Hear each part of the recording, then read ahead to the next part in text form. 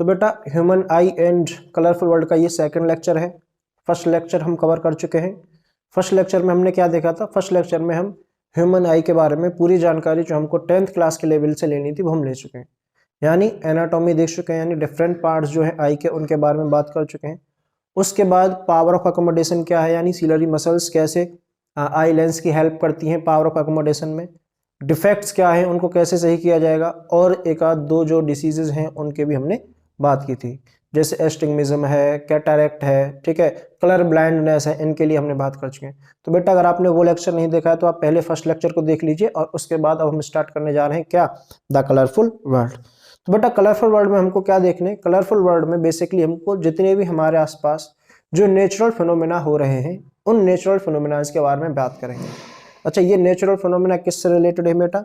ये natural phenomena light के scattering से रिलेटेड हो सकते हैं, रिफ्लेक्शन से रिलेटेड हो सकते हैं, रिफ्रैक्शन से रिलेटेड हो सकते हैं, या फिर डिस्पर्जन से रिलेटेड हो सकते हैं। तो बेसिकली ये जो नेचुरल फिनोमेना बेटा इनमें क्या हो रहा होगा? देखिए मैंने किस किस की बात की है, स्कैटरिंग हो रही होगी लाइट की, ठीक है, या फिर रिफ्रैक्शन हो रहा होगा लाइट का, या फिर डिस्पर्जन हो रहा होगा, ठीक है, या फिर क्या हो सकता है? लाइट का रिफ्लेक्शन हो रहा होगा, या फिर बेटा और क्या हो सकता है? टोटल इंटरनल रिफ्लेक्शन हो रहा होगा। क्या हो रहा होगा? टोटल इंटरनल रिफ्लेक्शन हो रहा होगा।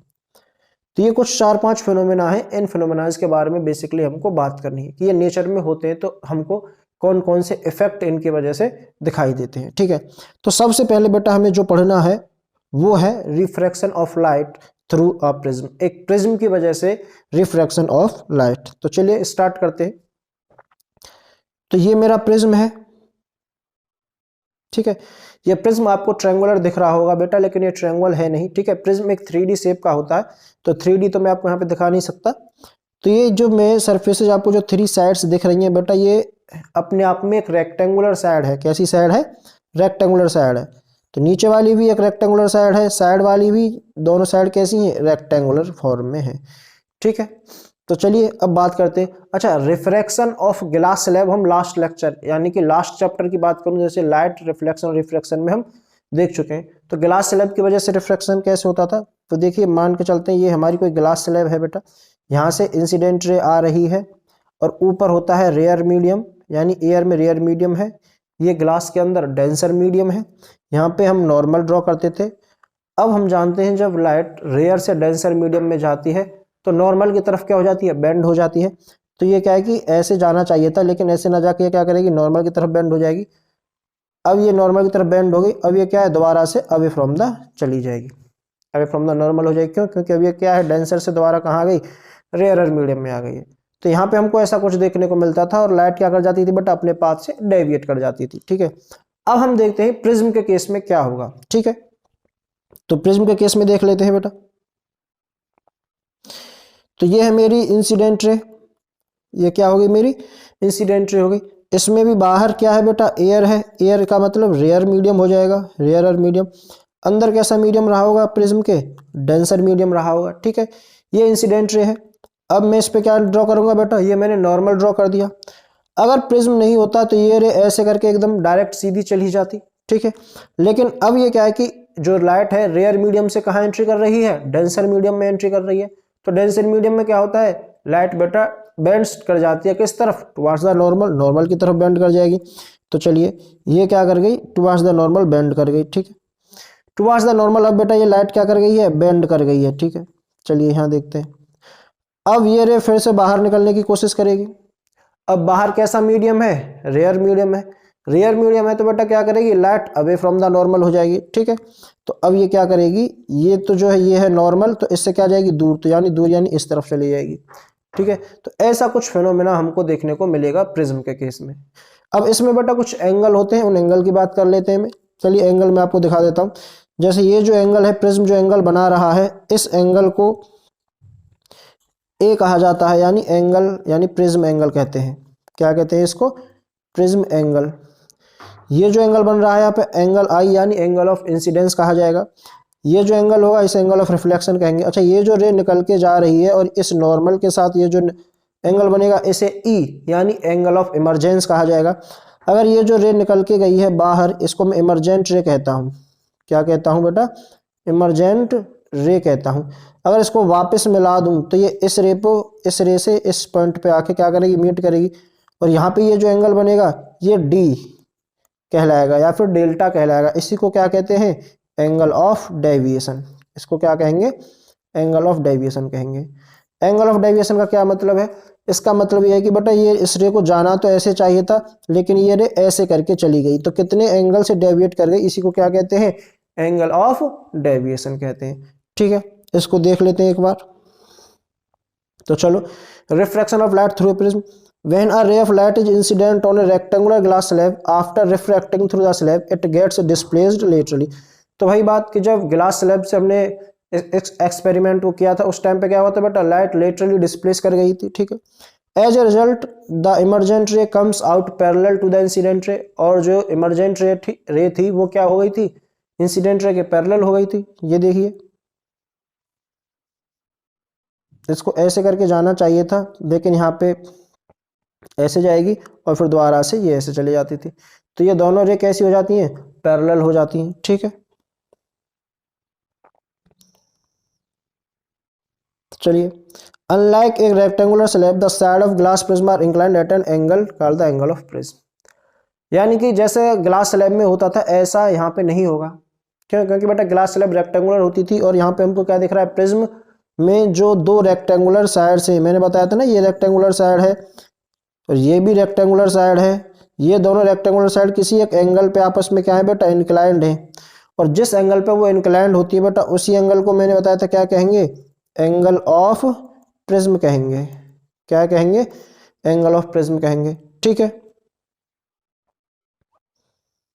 तो चलो और आगे देख लेते हैं। दिस इज एंगल आई, यानी एंगल ऑफ इंसिडेंस, यहाँ पे है angle R, this is angle of refraction. तो एंगल आई का मतलब है एंगल ऑफ इंसिडेंस। ठीक है, क्या मतलब है इसका, एंगल ऑफ इंसिडेंस। एंगल हमेशा नॉर्मल से मेजर होगा, याद रखना है, angle always measured from normal. Angle बेटा हमेशा नॉर्मल से मेजर करना है। तो ये रही नॉर्मल लाइन, ये रही इंसिडेंट रे, तो इन दोनों के बीच में जो एंगल बन रहा है, ये वाला जो एंगल है, इसी को क्या कहा गया है, एंगल आई कहा गया है। ये रही रिफ्रैक्टेड रे और ये रहा नॉर्मल, तो इन दोनों के बीच में जो एंगल बनेगा उसे एंगल आर कहा गया है। ठीक है, तो angle I angle of incidence हो जाएगा, एंगल आर का क्या हो जाएगा, एंगल ऑफ रिफ्रैक्शन हो जाएगा। क्या हो जाएगा, एंगल ऑफ रिफ्रैक्शन हो जाएगा। बेटा ये जो डेविएशन वाला एंगल है इसको कहेंगे एंगल डेल्टा, या फिर डी से रिप्रेजेंट करते हैं, ये होता है हमारा एंगल ऑफ डेविएशन। ये क्या होता है, एंगल ऑफ डेविएशन होता है। ठीक है, और एक एंगल ऑफ दिखाई दे रहा होगा, ये नॉर्मल है और ये हमारी इमरजेंट रे है, तो नॉर्मल और इमरजेंट के बीच में एंगल बन रहा है E. This angle E is called as angle of क्या, इमरजेंस। ये क्या कहलाता है, ये एंगल ऑफ इमरजेंस कहलाता है। ठीक है, तो रिफ्रैक्शन हो जाता है लाइट का जब हम उसे किसी प्रिज्म के थ्रू क्या कराते हैं बेटा, पास कराते हैं। दूसरी बात याद रखनी है कि रिफ्रैक्शन सिर्फ तब होगा जो लाइट मेरे पास है वो लाइट कैसी होनी चाहिए, मोनोक्रोमेटिक होनी चाहिए। कैसी होनी चाहिए, मोनोक्रोमेटिक। मोनोक्रोमेटिक देखिए, मोनो का मतलब होता है सिंगल, मोनो का मतलब सिंगल, और क्रोमा, क्रोमा का मतलब होता है बेटा कलर। क्रोमो का मतलब क्या होता है, कलर। यानी ऐसी लाइट मुझे यूज करनी होगी जिसका कलर कैसा हो, सिंगल कलर की लाइट हो। ठीक है, अगर मैं ऐसी लाइट यूज करूं जो बहुत सारे लाइट के कॉम्बिनेशन से मिलके बनी है तो क्या होगा, तो बेटा उस केस में वहां पे डिस्पर्जन हो जाता है। क्या हो जाता है, डिस्पर्जन। डिस्पर्जन का मतलब वो लाइट अपने कंस्टिट्यूएंट कलर्स में क्या हो जाएगी, ब्रेक हो जाएगी। क्या हो जाएगी, ब्रेक हो जाएगी। चलिए देखते हैं आगे फिर, that is dispersion of white light by a glass prism. ठीक है, यानी सेम प्रिज्म है, अब मैं क्या कर रहा हूं बेटा, व्हाइट लाइट लेके आया हूं। क्या लेके आया हूं, व्हाइट लाइट को मैंने इंसिडेंट कराया है। ठीक है ना, मैंने व्हाइट लाइट को इंसिडेंट कराया। जब मैंने इसको देखा तो बेटा मुझे 7 अलग अलग तरीका के कलर दिखाई दिए रिफ्रैक्शन होने के बाद। क्या दिखाई दिए, 7 डिफरेंट कलर्स दिखाई दिए। ये जो 7 डिफरेंट कलर्स है बेटा, इसी को क्या कहते हैं, इसी को स्पेक्ट्रम कहते हैं।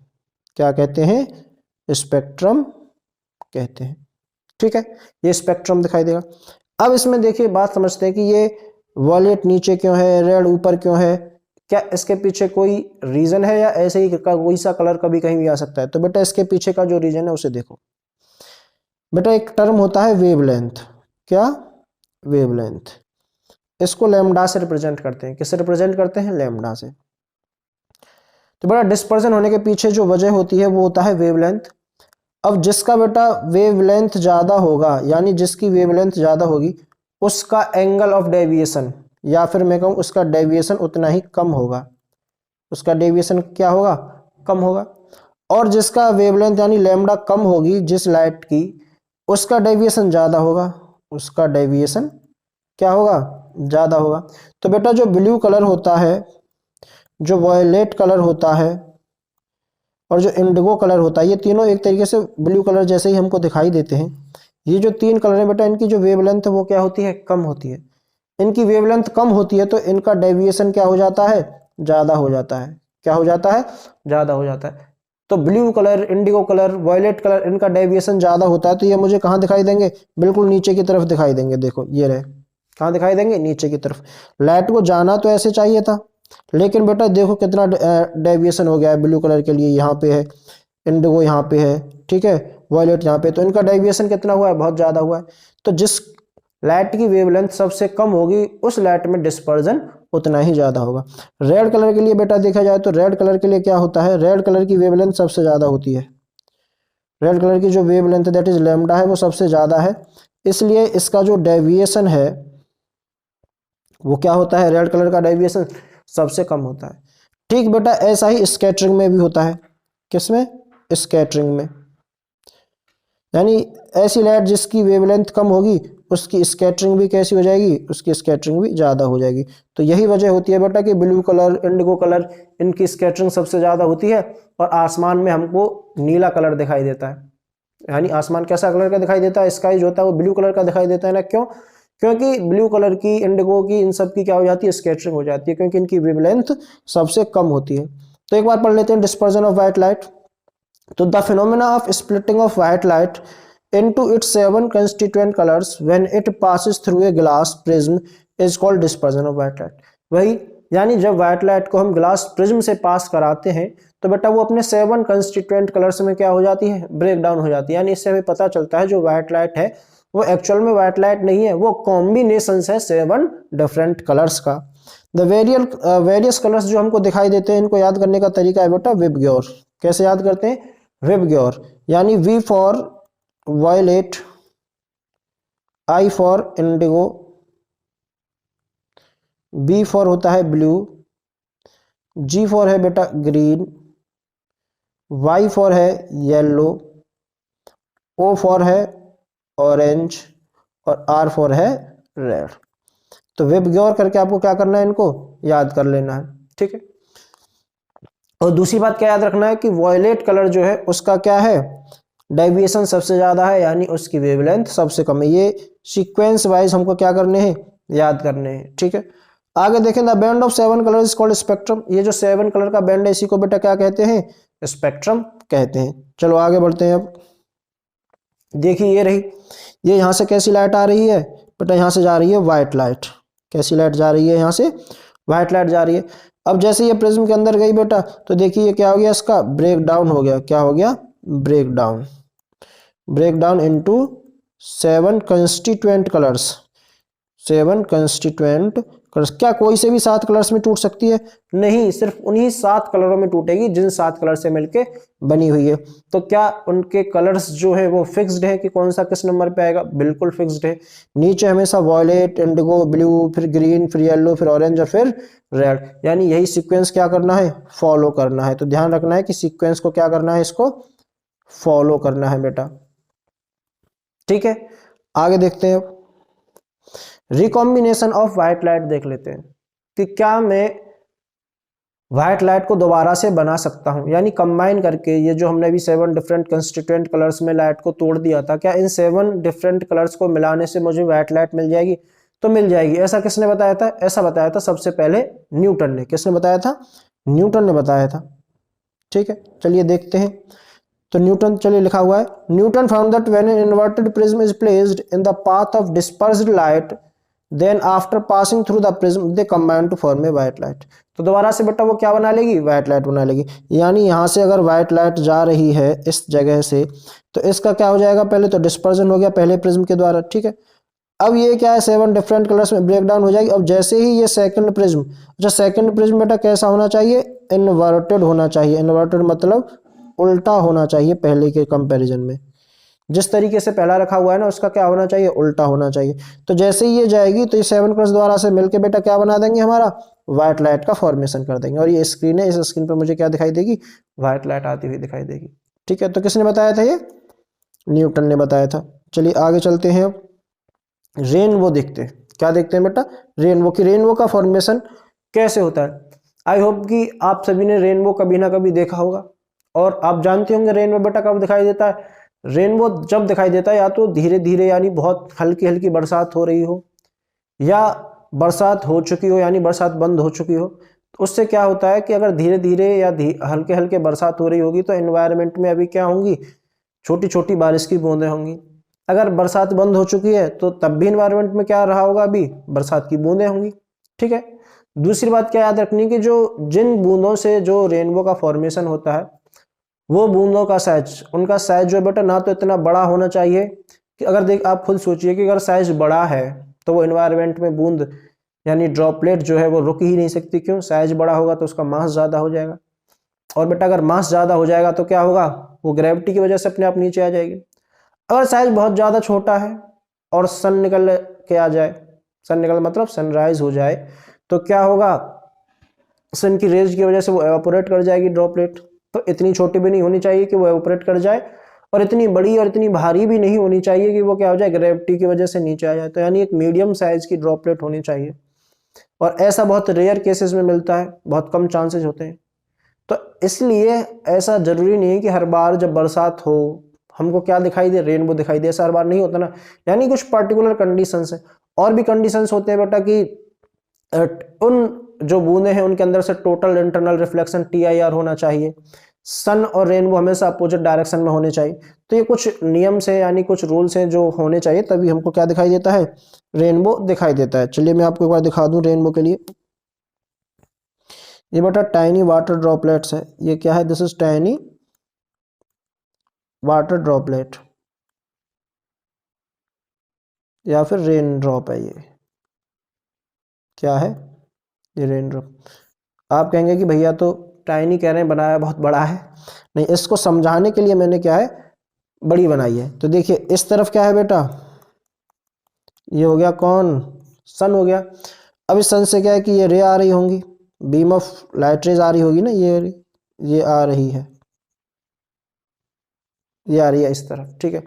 तो जैसे ही वो इस सरफेस से टकराएगी, अच्छा ये बारिश की बूंद किसकी तरह काम करेगी बेटा, ये एक्ट करेगी एज अ स्मॉल प्रिज्म, किसकी तरह, एज ए स्मॉल प्रिज्म की तरह। प्रिज्म की तरह काम क्यों करेगी, क्यों, क्योंकि प्रिज्म भी क्या होता है, डेंसर मीडियम का होता है एयर के कंपैरिजन में, और ये बारिश की बूंद जो है ये भी कैसी होगी बेटा, डेंसर मीडियम की होगी। तो जैसे ही लाइट इसके अंदर जाएगी, और ये व्हाइट लाइट है, कैसी लाइट है, व्हाइट लाइट है, और हम जानते हैं व्हाइट लाइट बेटा कैसी होती है, 7 कंस्टिट्यूएंट कलर्स से मिलके बनी है। तो जैसे ही इसके अंदर जाएगी ये क्या करेगी बेटा, 7 कंस्टिट्यूएंट कलर्स में क्या हो जाएगा, इसका ब्रेक डाउन हो जाएगा, क्या हो जाएगा, ब्रेक डाउन हो जाएगा। तो फर्स्ट नंबर पे जो फिनोमेना हो रहा है वो क्या हो रहा है, डिस्पर्जन हो रहा है, क्या हो रहा है, डिस्पर्जन हो रहा है, ठीक है। अब जैसे ये बूंदें, ये रेज जो है इस सरफेस पे आ गई, ठीक है ना। अब इनको क्या है कि बाहर की तरफ निकल के आ जाना चाहिए था, लेकिन ये बाहर की तरफ निकल के नहीं आती है। एनसीईआरटी में लाइन लिखी हुई है, दे रिफ्लेक्ट इंटरनली, क्या होता है दूसरा पॉइंट, इंटरनली रिफ्लेक्ट कर जाती हैं, क्या कर जाती हैं, इंटरनली रिफ्लेक्ट कर जाती हैं। इसी को कहते हैं बेटा टोटल इंटरनल रिफ्लेक्शन, क्या कहते हैं इसको, total internal reflection. Internally reflect करने का मतलब क्या है कि ये लाइट रेज बाहर ना आके ऐसे ही रिफ्लेक्ट करके दूसरे सरफेस की तरफ क्या होंगी, चली जाएंगी। अब यहाँ से ये रेज क्या करेंगी, बाहर आएंगी। तो इस तीसरे नंबर पे फिर से एक फिनोमेना हो रहा होगा, इस फिनोमेना का क्या नाम होगा, रिफ्रैक्शन। यहाँ पे क्या हो रहा होगा, रिफ्रैक्शन हो रहा होगा।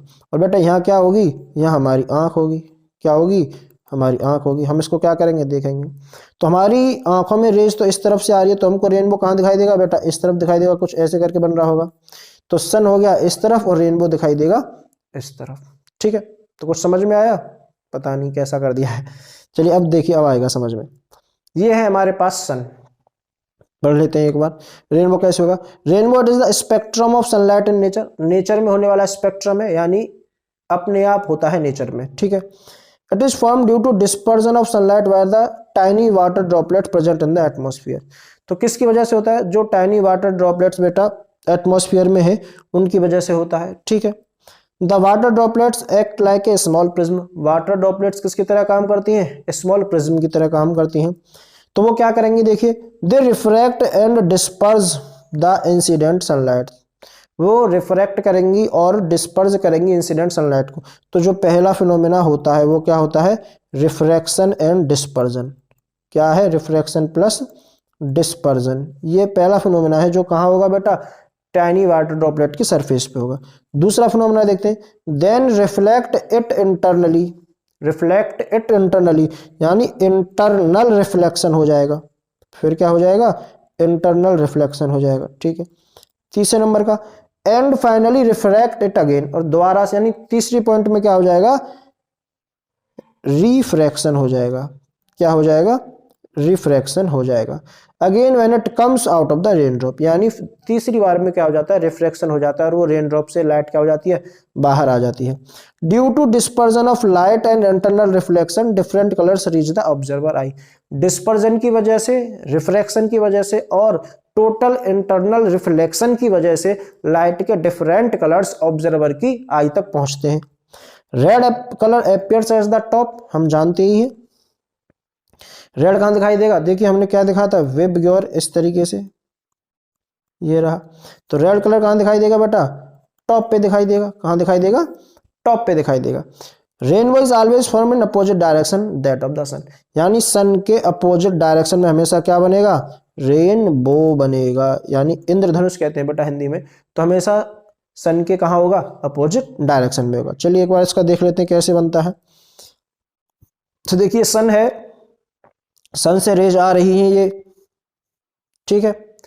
अब जब सन से रेज आ रही है बेटा इस पॉइंट पे ये क्या कर गई, रिफ्रैक्शन हो गया या फिर कहें तो डिस्पर्जन हो गया। जैसे डिस्पर्जन होगा देखिए white light, red colour, green colour, blue colour, ये आपको तरह तरह की लाइट दिख रही होंगी।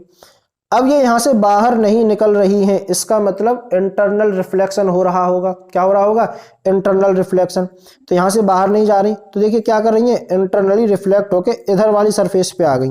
तो इस सरफेस से क्या जा रही है, इस सरफेस से बाहर निकल रही है। तो ये हो गई तीसरे नंबर की सरफेस, ये दूसरे नंबर की और ये पहले नंबर की सरफेस हो गई, ठीक है। तो ऐसे करके क्या बन जाता है, रेनबो का फॉर्मेशन हो जाता है। तो बेटा यहाँ है सन और रेनबो हमको कहीं इस तरफ दिखाई देगा। तो इस तरफ सन है और इस तरफ क्या बना है, रेनबो बना है। तो रेनबो और सन हमेशा एक दूसरे के क्या होंगे, अपोजिट डायरेक्शन में होंगे। ये लीजिए देख लीजिए आप एक बार, ये रहा, ठीक है।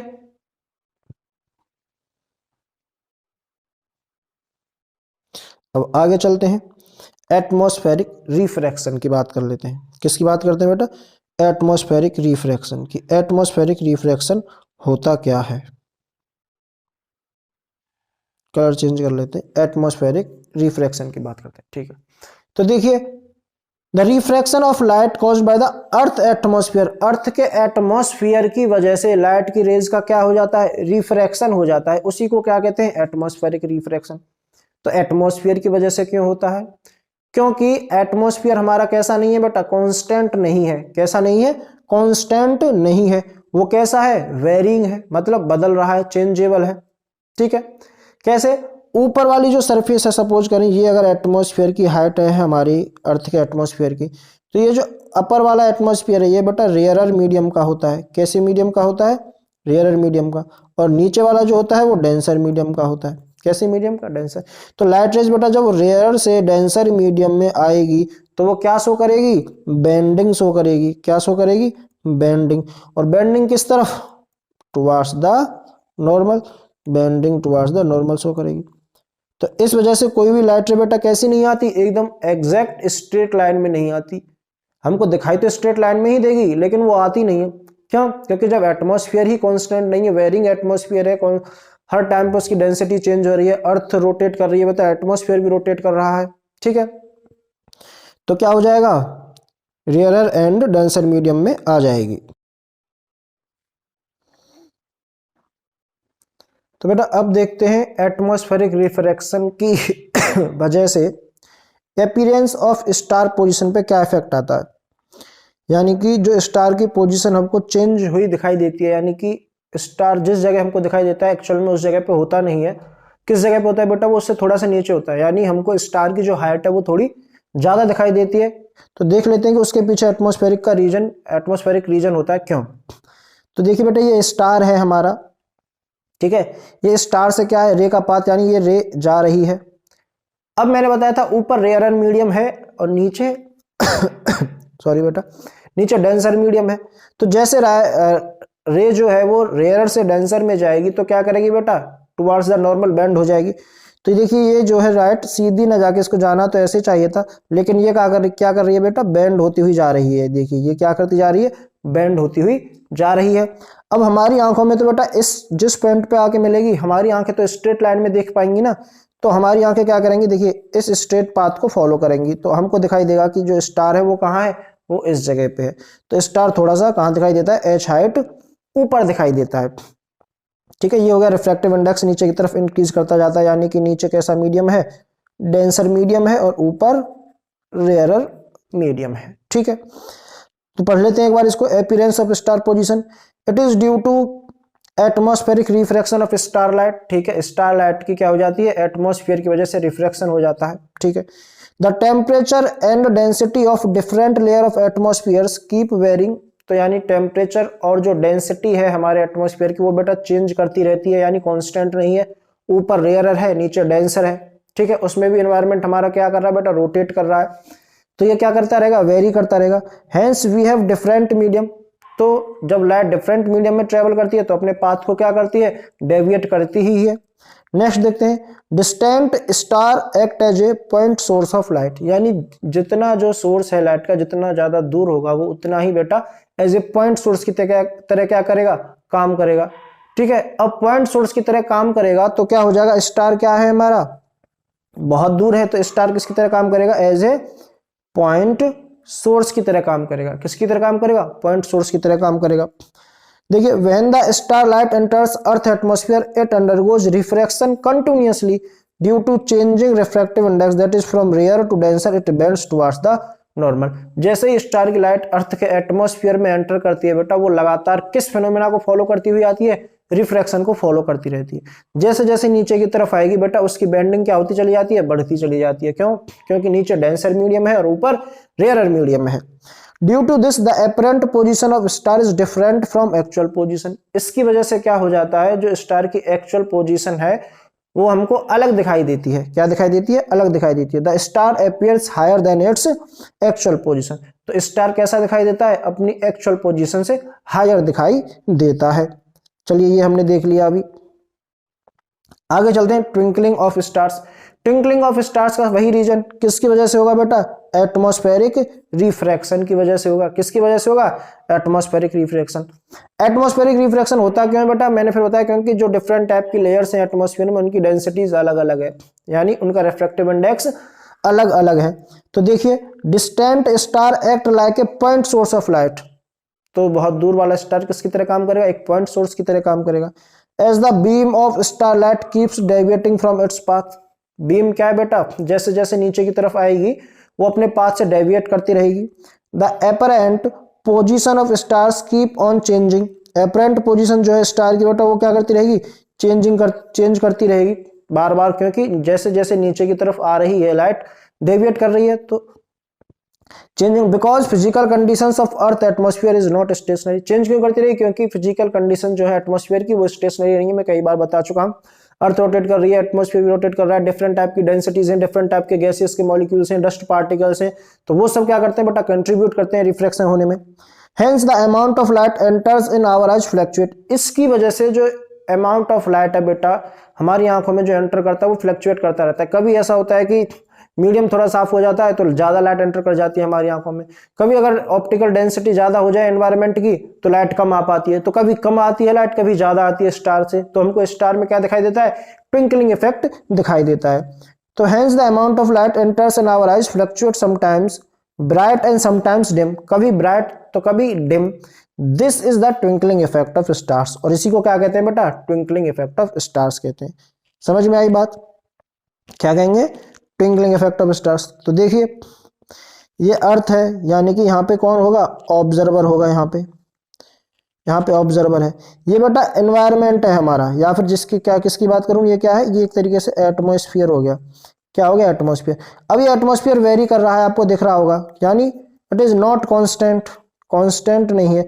तो कभी लाइटें देखिए डेविट करके इधर चली जाती है, कभी इधर कभी इधर कभी इधर, तो हमारी आंखों में कांस्टेंट यानी फिक्स्ड इंटेंसिटी की लाइट नहीं आ पाती। जब फिक्स्ड इंटेंसिटी की लाइट नहीं आ पाती, कभी ब्राइट आएगी कभी डिम आएगी, तो हमको लगता है कि तारा टिमटिमा रहा है। क्या कर रहा है, टिमटिमा रहा है। तो इस तरीके से हमको स्टार दिखाई देता है। और ये कौन सा इफेक्ट है बेटा, this is twinkling effect of star, this is twinkling of star. तो ऐसे करके हमको ट्विंकलिंग ऑफ स्टार दिखाई देता है। जो याद करना है इसके पीछे वो ये कि ट्विंकलिंग ऑफ स्टार के पीछे कौन सा इफेक्ट है बेटा, it is due to atmospheric refraction, due to atmospheric refraction. किसकी वजह से है, एटमॉस्फेरिक रिफ्रैक्शन की वजह से है। नेक्स्ट देखते हैं। तो फिर यह है कि स्टार्स ट्विंकल करते हैं तो प्लैनेट्स ट्विंकलिंग इफेक्ट क्यों नहीं दिखाते। ठीक है, तो बेटा इसके पीछे के जो रीजन है वो सुनो कि स्टार्स, सबसे पहली बात तो स्टार्स बहुत छोटे दिखाई देते हैं क्योंकि वो बहुत दूर है। प्लैनेट्स इतने दूर नहीं है, प्लैनेट्स थोड़े पास में होते हैं, तो इसलिए planets as a point source काम नहीं करते। प्लैनेट्स एक एक्सटेंडेड सोर्स की तरह काम करते हैं। एक्सटेंडेड मतलब एक बड़े सोर्स की तरह काम करते हैं, और हम मान के चलते हैं कि ये इतना बड़ा है प्लैनेट है कि इसके अंदर बहुत सारे क्या हैं, स्मॉल पॉइंट सोर्सेज हैं। क्या है, स्मॉल पॉइंट सोर्सेज हैं। तो इसमें बहुत सारे स्मॉल पॉइंट सोर्सेज हैं, इसमें से एक पॉइंट सोर्स की वजह से जो इफेक्ट आ रहा होगा, दूसरा पॉइंट सोर्स क्या करेगा, उस इफेक्ट को कैंसिल कर देता है। क्या कर देता है, कैंसिल कर देता है। तो चलिए देखते हैं। Planets are closer to the earth, planet are closer to the earth, planets earth के पास में है, ठीक है। And are seen as extended source of light, extended मतलब बड़े हुए सोर्स की तरह हमको दिखाई देंगे, यानी बड़ा सोर्स है। That is the collection of large number of point size sources of light, यानी हम कह सकते हैं प्लैनेट क्या है, बहुत सारे स्मॉल स्मॉल पॉइंट साइज के सोर्सेज से मिलकर बना हुआ है। Therefore, the total amount of light entering our eyes from all individual point sources will nullify the twinkling effect. तो ये क्या कर देते हैं, इतने सारे सोर्सेज होते हैं कि एक दूसरे के इफेक्ट को कैंसिल कर देते हैं। अगर एक सोर्स होता तो एक सोर्स से तो हम पहचान सकते हैं कि कभी उसी सोर्स से लाइट कम हो गई, कभी उसी सोर्स की लाइट क्या हो गई, ज्यादा हो गई। ठीक है, तो हमको लगता है कि ये जो सोर्स है कभी कम इंटेंसिटी की लाइट प्रोड्यूस कर रहा है, कभी ज्यादा इंटेंसिटी की लाइट प्रोड्यूस कर रहा है। और हमारे सामने लाखों की संख्या में सोर्सेज हो जाए, उनमें से कोई एक सोर्स कभी कम करे कभी ज्यादा करे, तो हमको क्या है, पता नहीं चलेगा। तो इस वजह से प्लैनेट्स के बारे में हम नहीं कहते कि प्लैनेट्स क्या कर रहे हैं बेटा, ट्विंकलिंग इफेक्ट शो कर रहे हैं, इसलिए हम उनके बारे में नहीं कहते हैं। ओके, आई थिंक ये भी आपको क्या हो गया होगा, क्लियर हो गया होगा। चलिए, why the duration of day becomes approximately 4 minutes shorter if there is no atmosphere on earth। ये कह रहा है कि अगर अर्थ पर एटमॉस्फेयर नहीं होता, तो इस क्वेश्चन के बाद में बात करेंगे, पहले देख लेते हैं। If there is no atmosphere, if there is no atmosphere on earth, अगर अर्थ पर एटमॉस्फेयर नहीं होता, तो अगर बेटा अर्थ पे एटमॉस्फेयर नहीं होता तो क्या होता, एटमॉस्फेयर नहीं है, इसका मतलब जो डेंसिटीज है ना तो रेयरर है ना डेंसर है, एक फिक्स्ड, यानी एज अ वैक्यूम की तरह काम करता। एटमॉस्फेयर किसकी तरह काम करता फिर बेटा, वैक्यूम की तरह काम करता। किसकी तरह, वैक्यूम की तरह।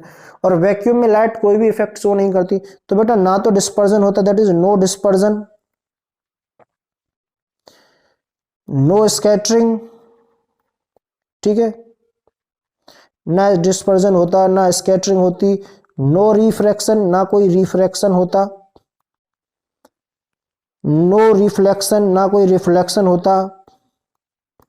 ये सब नहीं होते तो ना बेटा स्काई का कलर ब्लू दिखाई देता, ठीक है, ना रेनबो फॉर्मेशन होता।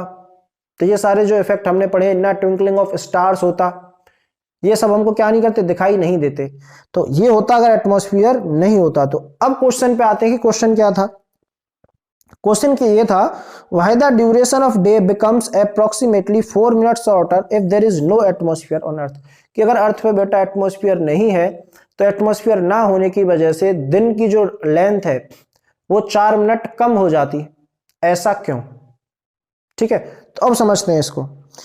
देखिए ये है हॉरिजन, हॉरिजन वाला पॉइंट है ये। हॉरिजन उस पॉइंट को कहते हैं बेटा जहां पे हमको पृथ्वी और आकाश क्या होते हैं, मिलते हुए दिखाई देते हैं। जैसे हम बहुत दूर एक खाली मैदान है उसमें देखते ही जहां सामने की तरफ, तो एक पॉइंट ऐसा आता है, ऐसा लगता है कि बहुत दूर जाके आसमान और पृथ्वी आपस में क्या कर रही है बेटा, मिल रही है। क्या कर रही है, मिल रही है। तो उस पॉइंट को क्या कहते हैं, हॉरिजन कहते हैं। अब उस पॉइंट से नीचे अगर कोई ऑब्जेक्ट होगी तो वो मुझको दिखाई नहीं देगी, नहीं दिखाई देगी ना।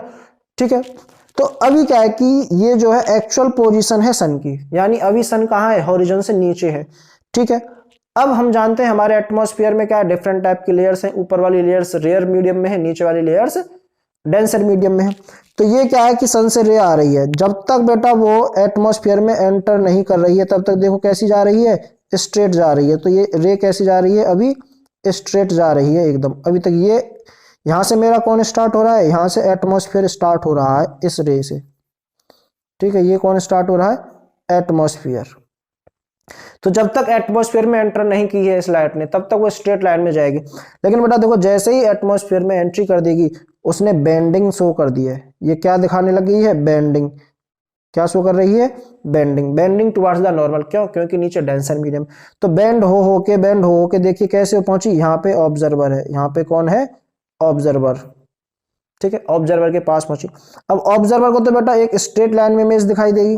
ऑब्जर्वर को क्या होगा, एक स्ट्रेट लाइन में इमेज दिखाई देगी। तो ऑब्जर्वर के लिए तो सन कहाँ दिखाई देगा, यहाँ पे दिखाई देगा। ठीक है, लेकिन अभी एक्चुअल में सनराइज तो हुआ ही नहीं।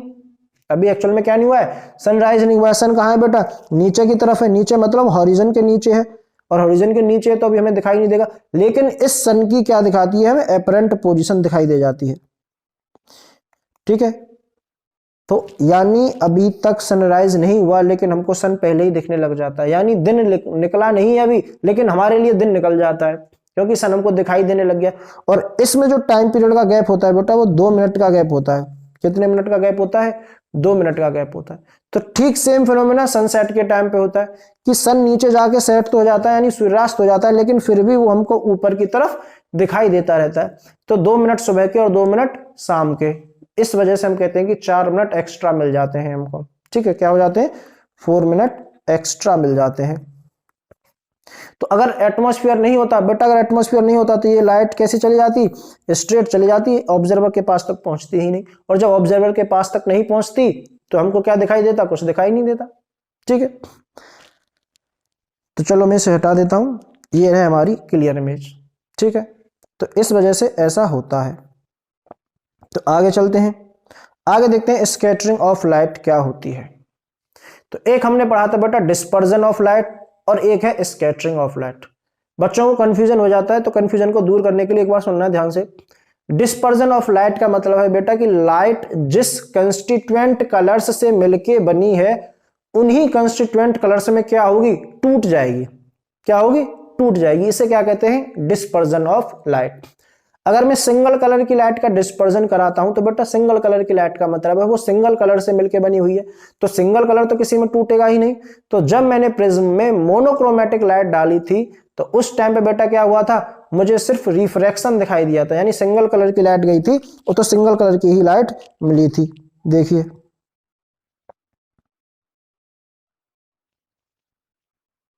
ये जो है यहाँ पे सिंगल कलर की लाइट थी, यानी यहाँ पे कैसे कलर की लाइट यूज की थी मैंने, मोनोक्रोमेटिक लाइट थी। तो जिस कलर की लाइट यूज की एक सिंगल लाइट मुझे मिली, तो यानी सिंगल कलर की लाइट तो सिंगल कलर में ही ब्रेक डाउन होगा उसका। अब आगे देखें तो आगे मैंने बेटा यहाँ पे व्हाइट लाइट ली। व्हाइट लाइट किससे मिलकर बनी हुई थी, 7 डिफरेंट कलर्स की लाइट से मिलकर बनी हुई थी। तो इसका क्या हुआ, रिफ्रैक्शन जब हुआ तो साथ में क्या हो गया, डिस्पर्जन भी हो गया। तो डिस्पर्जन में क्या है कि जो लाइट जिन कंस्टिट्यूएंट कलर से मिलकर बनी होगी उन्हीं कंस्टिट्यूएंट कलर्स में क्या हो जाएगी बेटा, ब्रेक डाउन कर जाएगी। क्या कर जाएगी, ब्रेक डाउन कर जाएगी। तो ये तो था तुम्हारा डिस्पर्जन सॉरी। अब स्कैटरिंग क्या होती है, स्कैटरिंग का मतलब है जैसे बेटा मैं ब्लू कलर की बात करूं और मैं कहूं कि ब्लू कलर स्कैटर कर रहा है, क्या कर रहा है, स्कैटर कर रहा है। तो इसका मतलब है कि जो ब्लू कलर है ना बेटा वो पूरे हर जगह क्या कर गया, फैल गया, टूटा नहीं, फैल गया है। ठीक है, क्या कर गया है, फैल गया है। इसे कहते हैं स्कैटरिंग ऑफ लाइट। ठीक है, तो स्कैटरिंग ऑफ लाइट में लिखा हुआ है scattering of light decrease with increase in wavelength, यानी फिर वही बात बता देता हूं, जिसका लैम्डा बेटा कम होगा यानी जिसकी वेवलेंथ कम होगी उसकी स्कैटरिंग भी क्या होगी, सबसे ज्यादा होगी। उसकी स्कैटरिंग क्या होगी, सबसे ज्यादा होगी। और हम जानते हैं वेवलेंथ लैम्डा किसका सबसे कम होता है बेटा, वॉयलेट का, इंडिगो का और ब्लू का। ये तीन कलर ऐसे हैं जिनका लैम्डा कैसा है, कम है। लैम्डा कम है बेटा तो इनके लिए स्कैटरिंग कैसी होगी, इनके लिए स्कैटरिंग ज्यादा होगी। तो यही वजह है कि ब्लू कलर का स्काई दिखाई देता है। क्यों, क्योंकि इन ये जो लाइट है ब्लू कलर की, इंडिगो कलर, ऊपर से तो व्हाइट लाइट आ रही है, जैसे ही हमारे एटमॉस्फेयर में लाइट एंटर करेगी, सन की जो लाइट है, तो बेटा सबसे पहले जो शॉर्टर वेवलेंथ है उनका क्या हो जाएगा, स्कैटरिंग हो जाएगी। तो वॉयलेट हुआ, इंडिगो हुआ, ब्लू कलर हुआ, इनकी वेवलेंथ बहुत कम है तो एनवायरनमेंट में एंट्री करते ही ये सब क्या कर जाएंगी, स्कैटर कर जाएंगी, पूरे ऊपर वाले एरिया में ये फैल जाएंगी। तो हम ऊपर की तरफ देखते हैं तो हमें ब्लू कलर ही दिखाई देता है और हमको क्या लगता है कि स्काई का कलर कैसा है, ब्लू है। लेकिन बेटा अगर मैं इस एटमॉस्फेयर को पार करके ऊपर चला जाऊं और तब ऊपर की तरफ देखूं तो मुझे स्काई का कलर कैसा दिखाई देगा, ब्लैक दिखाई देगा। कैसा दिखाई देगा, ब्लैक कलर का दिखाई देगा। ठीक है, तो यानी स्काई का कलर ब्लू दिखाई देता है, किस वजह से, स्कैटरिंग की वजह से। किसकी वजह से, स्कैटरिंग की वजह से। अब टिंडल इफेक्ट की बात करते हैं कि टिंडल इफेक्ट क्या होता है। When a beam of light strikes the minute particles of earth atmosphere, suspended particles of dust, molecules of air, the path of becomes visible, the phenomena of scattering of light by the colloidal particles give rise to Tyndall effect। यानी आपने देखा होगा किसी बंद कमरे में जब कहीं एक छोटे से हिस्से से रोशनी आती है, लाइट आती है, तो जिस पाथ पे लाइट आ रही है उसमें मुझे छोटे छोटे पार्टिकल्स दिखाई देने लग जाते हैं। इसी को बेटा क्या कहते हैं, टिंडल इफेक्ट कहते हैं। क्या कहते हैं, टिंडल इफेक्ट कहते हैं। यानी जो पार्टिकल्स का साइज है बेटा वो ना तो बहुत ज्यादा बड़ा होना चाहिए ना ही बहुत ज्यादा छोटा होना चाहिए। जो पार्टिकल्स का साइज है वो एक मीडियम रेंज का होना चाहिए। ऐसे पार्टिकल्स को कॉलोइडल पार्टिकल्स कहते हैं। क्या कहते हैं, कॉलोइडल पार्टिकल्स कहते हैं। तो स्कैटरिंग हो जाना लाइट की किसकी वजह से, एनवायरनमेंट में बहुत तरीके के गैसेस प्रेजेंट हैं, वाटर मॉलिक्यूल्स प्रेजेंट हैं, डिफरेंट टाइप के डस्ट मॉलिक्यूल्स हैं, एलर्जेंस हैं, उनकी वजह से क्या हो जाती है, स्कैटरिंग हो जाती है। और इसको क्या कहेंगे हम, टिंडल इफेक्ट कहेंगे। तो हमको कहां देखने को मिल सकता है बेटा, कैनोपी या फिर डेंस फॉरेस्ट में देखने को मिल सकता है। देखिए ये आपने देखा होगा, ये जो पाथ हमको विजिबल हो रहा है, ठीक है, ये सब क्या है बेटा, ये टिंडल इफेक्ट का ही एग्जाम्पल है। क्या है ये, टिंडल इफेक्ट का एग्जाम्पल है। स्कैटरिंग ऑफ लाइट हो रही है यहाँ पे जो छोटे छोटे पार्टिकल्स हैं उनकी वजह से। ठीक है, आगे चलते हैं। देखिए ये मेरे पास ट्रू सॉल्यूशन है। कैसा सॉल्यूशन है, ट्रू सॉल्यूशन। ये मेरे पास कॉलोइडल सॉल्यूशन है। कैसा सॉल्यूशन है ये हो गया कॉलोइडल सॉल्यूशन। तो कॉलोइडल सॉल्यूशन में बेटा जो पार्टिकल्स है उन पार्टिकल्स का साइज मुझे दिख रहा है, यानी वो पार्टिकल्स मुझे इजिली विजिबल हो रहे हैं। यानी ये पार्टिकल्स क्या हो रहे हैं, इजिली विजिबल हो रहे हैं। इजिली विजिबल क्यों हो रहे हैं, क्योंकि बेटा इसमें क्या हो गया है, स्कैटरिंग ऑफ लाइट हो गई है। स्कैटरिंग ऑफ लाइट हो गई है। तो कॉलोइडल पार्टिकल्स में क्या हो जाता है, स्कैटरिंग ऑफ लाइट हो जाती है। जबकि ट्रू सॉल्यूशन में देखिए बेटा मुझे यहाँ पे कोई भी पार्टिकल्स दिखाई नहीं दे रहा है। तो ये भी क्या है, हमारा टिंडल इफेक्ट का ही एग्जाम्पल है। क्या है, टिंडल इफेक्ट। ठीक है, तो बेटा अब नेक्स्ट देखते हैं colour of sunrise and sunset. यानी जब सनराइज होता है और जब सन सेट होता है तो उसका कलर कैसा होता है। सभी लोग जानते हैं कैसे कलर का होता है, रेड कलर का होता है। और जब बेटा नून के टाइम पे यानी दोपहर के टाइम पे हम सूरज को देखते हैं तो हमको कैसा दिखता है, एकदम व्हाइटिश कलर का दिखता है। कैसा दिखता है, व्हाइटिश कलर का दिखता है। तो देखते हैं कि ऐसा क्यों होता है। तो चलिए देखते हैं कि जब सनराइज और जब बेटा सनसेट होगा उस टाइम पे सन हॉरिजन के पास होगा। यानी सुबह और शाम के टाइम पे सूरज हमें कभी अपने सर के ऊपर नहीं दिखता, वो हमें हमारी आंखों के सामने दिखता है। यानी ऊपर निकलता हुआ सनराइज के टाइम पे और नीचे जाता हुआ सनसेट के टाइम पे। तो यानी ये कब होगा, एट मॉर्निंग और इवनिंग टाइम पे। कहाँ होगा सन, नियर द हॉरिजन होगा, हॉरिजन के पास में होगा। और बेटा ओवरहेड कब होगा सन, एट नून टाइम। दोपहर के टाइम में सन कहाँ होगा, ओवरहेड होगा नहीं, मेरे सर के बिल्कुल ऊपर होगा। तो अब ध्यान से देखिए इसमें क्या है कि बेटा जब सन हॉरिजन के पास है तब उसको जो लाइट रे जो आ रही होगी इतनी डिस्टेंस उसने कवर की, कहाँ, वैक्यूम में कवर की है। कहाँ कवर की है बेटा, वैक्यूम में कवर की। ये ओवरहेड से जो सन है इसकी लाइट ने ये डिस्टेंस कवर की बेटा, कहाँ, वैक्यूम में। अब वैक्यूम में तो मैं तो कितनी भी डिस्टेंस कवर करे उससे तो कोई लेना देना नहीं है। क्यों? क्योंकि बेटा वैक्यूम में क्या नहीं है, एटमॉस्फेयर नहीं है। एटमॉस्फेयर नहीं है तो ना तो रिफ्रैक्शन होगा, डिस्पर्जन होगा, कुछ भी नहीं हो रहा होगा। डिपेंड करता है कि कितनी देर तक के लिए लाइट अर्थ के एटमॉस्फेयर में रही। जिस वाले केस में लाइट ज्यादा देर के लिए एटमॉस्फेयर में रहेगी बेटा, अर्थ के एटमॉस्फेयर में रहेगी, वहां लाइट में क्या होगा, ज्यादा स्कैटरिंग होगी, ज्यादा डिस्पर्जन होगा। ठीक है, जहां कम टाइम के लिए रहेगी बेटा वहां कम स्कैटरिंग हो पाएगी। ठीक है, तो आगे देखते।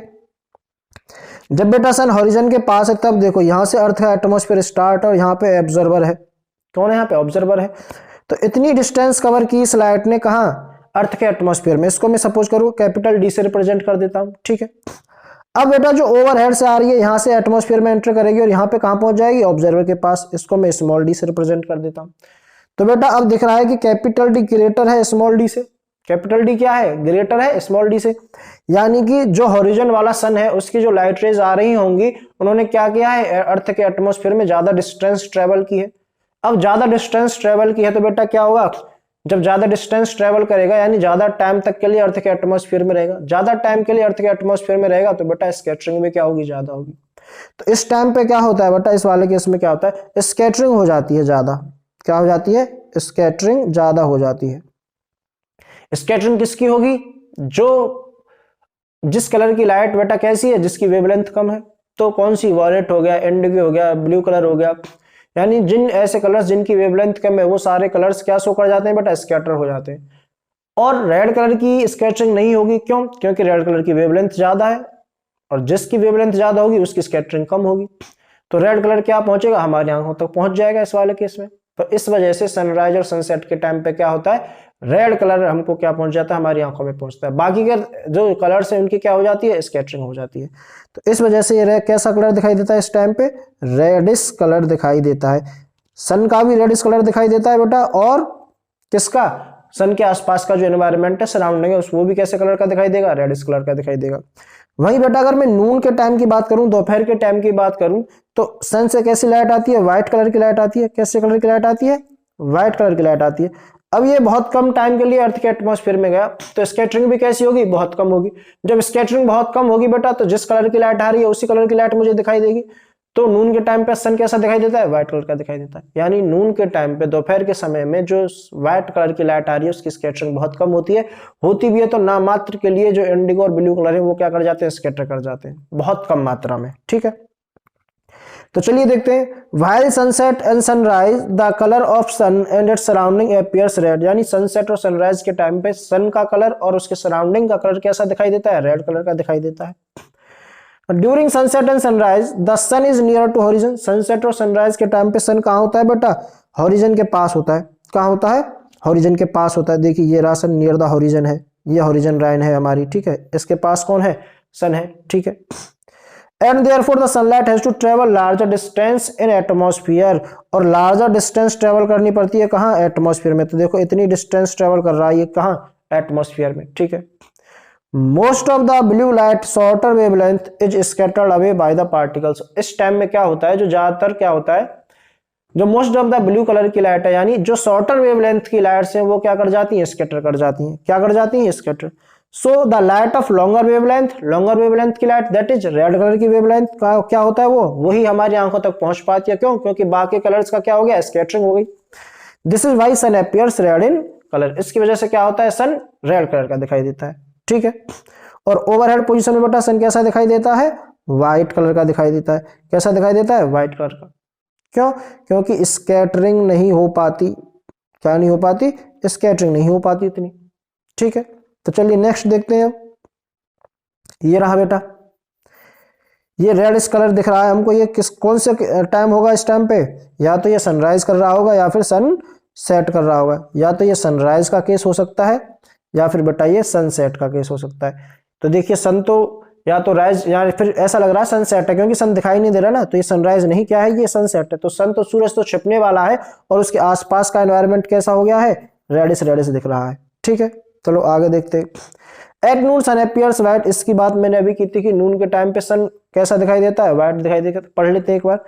Eight noon the sun is overhead, sun कैसा होता है, ओवरहेड होता है।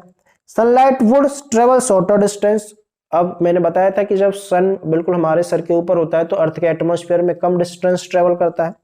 अब कम डिस्टेंस ट्रेवल करेगा तो क्या होगा, the sun appears white as the only little of blue and violet colours are scattered, तो क्या होता है, बहुत कम स्कैटरिंग हो पाती है ब्लू और वॉयलेट कलर की। इस वजह से हमको कैसे कलर दिखाई देता है, जब स्कैटरिंग ही नहीं हुई, यानी लाइट टूटी ही नहीं, बिखरी ही नहीं, तो जैसी आ रही है ऐसी ही दिखाई दे जाएगी। और आ कैसी रही है सन से बेटा, व्हाइट कलर की आ रही है, तो व्हाइट कलर ही हमको क्या होगा, दिखाई देगा। ठीक है, तो चलिए आगे देखते। ये है ब्लू कलर ऑफ स्काई, ये क्या है बेटा, this is blue colour of sky, this is blue colour of sky. Blue colour of sky क्यों दिखाई देता है, क्यों, क्योंकि बेटा वॉयलेट कलर हो गया तुम्हारा, इंडिगो कलर हो गया और ब्लू कलर हो गया। ये तीनों ही बेटा कैसे हैं, शॉर्टर वेवलेंथ वाले कलर हैं। कैसे वेवलेंथ कलर वाले कलर हैं, शॉर्टर वेवलेंथ है, यानी इनका जो लैम्डा की वैल्यू है वो कैसी है, कम है। इनके लिए लैम्डा की वैल्यू कम है तो बेटा इनकी स्कैटरिंग कैसी होगी, ज्यादा होगी। इनकी स्कैटरिंग क्या होगी, ज्यादा होगी। अब इन कलर्स की स्कैटरिंग ज्यादा हो जाती है ऊपर की तरफ, यानी जैसे ये एंटर करेंगी, लाइट रे एंटर करती है एटमॉस्फेयर में, तो इनकी वेवलेंथ कम है तो इनकी सबसे पहले क्या हो जाएगी, स्कैटरिंग हो जाएगी। सबसे पहले स्कैटरिंग हो जाती है तो पूरा आसमान हमको कैसा दिखाई देता है, नीले नीले कलर का दिखाई देता है। ठीक है, अगर बेटा स्कैटरिंग ना हो तो स्कैटरिंग कब नहीं होगी, जब एटमॉस्फेयर नहीं होगा। अगर एटमॉस्फेयर नहीं होगा तो किस कलर का स्काई दिखाई देगा हमको, ब्लैक कलर का दिखाई देगा। किस कलर का दिखाई देगा, ब्लैक कलर का स्काई दिखाई देगा। कब, अगर बेटा नो एटमॉस्फेयर, अगर एटमॉस्फेयर नहीं है तो, अगर एटमॉस्फेयर नहीं है तो ब्लैक कलर का स्काई दिखाई देगा। ठीक है, तो अगर मैं किसी ऐसे प्लेनेट पे चले जाऊं जहां एटमॉस्फेयर नहीं है, या मून पे चले जाऊं और वहां से अपने स्काई को देखूं, ठीक है, तो स्काई कैसा दिखाई देगा मुझे वहां से, मून पर से, मून पर से बेटा जो स्काई का कलर दिखाई देता है वो कैसा दिखाई देता है, ब्लैक कलर दिखाई देता है। कैसा दिखाई देता है, ब्लैक कलर दिखाई देता है। क्यों, क्योंकि स्कैटरिंग हो ही नहीं। स्कैटरिंग क्यों नहीं हो रही, क्योंकि एटमॉस्फेयर नहीं है। ठीक है, तो बेटा जो याद रखना है वो ये कि ब्लू कलर हो गया हमारा, इंडिगो हो गया हमारा, वॉयलेट कलर हो गया हमारा, इनकी वेवलेंथ होती है कम, इसलिए बेटा इनका डिस्पर्जन भी ज्यादा होता है और बेटा इनका स्कैटरिंग भी ज्यादा होती है। इनकी स्कैटरिंग भी क्या होती है, ज्यादा होती है। रेड कलर के बारे में जो बात याद रखनी है वो ये याद रखनी है बेटा, जो रेड कलर है उसकी वेवलेंथ ज्यादा है और उसके लिए डिस्पर्जन हो या फिर बेटा स्कैटरिंग हो, ये दोनों ही क्या है, कम होते हैं। इसलिए आपने देखा होगा कि जो डेंजर सिग्नल्स होते हैं, जो डेंजर सिग्नल्स होते हैं, खतरे के निशान वाले जितने भी सिग्नल्स हैं, साइन है, वो बेटा किस कलर के बनाए जाते हैं, रेड कलर के बनाए जाते हैं। क्यों बनाए जाते हैं, रेड कलर के। और क्यों, क्योंकि बेटा रेड कलर की स्कैटरिंग बहुत कम हो पाती है, बहुत दूरी तक मुझे रेड कलर क्या हो सकता है, दिखाई दे सकता है। इसलिए डेंजर सिग्नल्स हमेशा किस कलर के बनाए जाएंगे, रेड कलर के बनाए जाएंगे। ठीक है बेटा, आगे चलिए आगे देखते हैं। तो यही था हमारे इस लेक्चर में। फर्स्ट लेक्चर में हम ह्यूमन आई खत्म कर चुके हैं और इस सेकंड वाले लेक्चर में बेटा जितने भी नेचुरल फिनोमेना होते हैं वो सब नेचुरल फिनोमेना हमने क्या कर दिए, खत्म कर दिए हैं। ठीक है, तो आई होप बेटा कि आपको ये लेक्चर पसंद आया होगा। मैंने बहुत आसान शब्दों में, बहुत इजी लैंग्वेज में इस लेक्चर को बनाने की कोशिश की है और जितने भी एनिमेशंस और जो फोटोज, जो इमेज मैंने यूज किए बेटा वो इसलिए यूज किए जिससे कि देखने से क्या क्या चीजें जल्दी याद हो जाती हैं। तो आई होप कि ये लेक्चर आपको क्या हो गया बेटा, समझ में आ गया होगा।